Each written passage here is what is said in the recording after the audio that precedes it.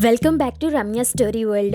ఒక కొత్త ఇంట్లో అత్త లక్ష్మి, కోడలు సీత ఉండేవాళ్ళు. సీత కొత్తగా పెళ్ళై ఇంటికి వచ్చింది. ఇంటి పని ఎలా చేయాలో తెలియక కొంచెం తడపడేది.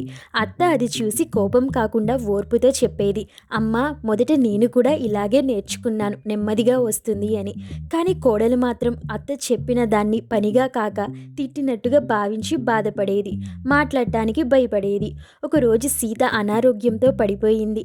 అత్తే అన్ని పనులు చేసి జాగ్రత్తగా మందులు పెట్టి రాత్రంతా నిద్రపోకుండా కాపాడింది. అది చూసి సీత కళ్ళల్లో నీళ్లు వచ్చాయి. అత్తయ్య, నేను మీ మాటలను తప్పుగా అర్థం చేసుకున్నాను. మీరు నన్ను నిజంగా అమ్మలా చూసుకున్నారని చెప్పింది.